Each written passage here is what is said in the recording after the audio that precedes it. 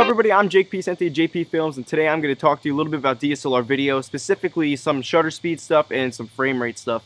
So first off, let me say your shutter speed should be about double the amount of your frame rate. So if you're shooting 24, 30, or 60th, it should be double that amount. So if I'm shooting right now 24 frames a second, the shutter speed that I should be shooting at is 1/50th. But I'm going to go over some slow motion stuff with frame rates behind me with this swinging thingamabob here, so let's get into that right now. Alright guys, let's drop the first one here.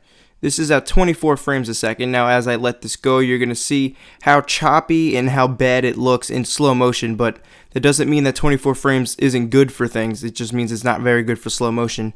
24 frames, 30 frames, and 60 frames each have their own use for different situations. 24 frames is very good for shooting like documentaries and cinema style footage like that. That's what usually you see in movies, are usually about 24 frames a second or so. So as you looking at this slow motion video, you can see how choppy it is, because what it has to do is it has to duplicate frames in order to make up for that space.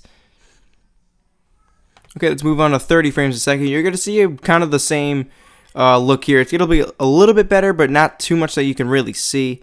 It still looks very choppy, and it still has to make up for those frames that it's missing because you are slowing it down. But then again, 30 frames also does have its own use too. It does it could look for a different kind of film look, or it's all kind of your personal look. If you like the way 30 frames looks over 24, then therefore use it. But again, slow motion in 30 frames a second still doesn't look that good. Better than 24, but still not that good. Okay, this is the last one. It's 60 frames a second. You're going to see here how smooth and how nice this looks, because it is basically double the frame rate as we were shooting in 30 and 24. You can see, look how smooth you can see it swinging. Nice little bit of a motion blur kind of to it. It's very easy to look at, and it's not choppy like you're looking at like a slideshow of pictures.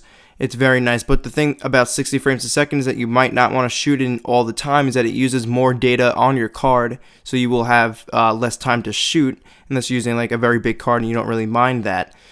The good thing about 60 frames a second is that you can definitely slow it down, and you can put it into a 24 frame timeline. If you try to put a 24 frame footage into a 60 frame timeline, it's going to look very bad, but you can do that with a 60 frame video. This is just a comparison between 24 frames and 60 frames. This is 24 frames, and this is 60 frames right here. You can see the difference in how choppy 24 frames looks compared to 60. The last thing I want to mention to you guys, if you have an iPhone, the newer iPhones do 240 frames a second. That is a big difference between 60 and 240. You can really slow it down and get some nice smooth slow motion. So also check that out on your iPhones. And if you guys think I had some good information in this video, please give it a thumbs up and subscribe to my channel. I'll see you guys later.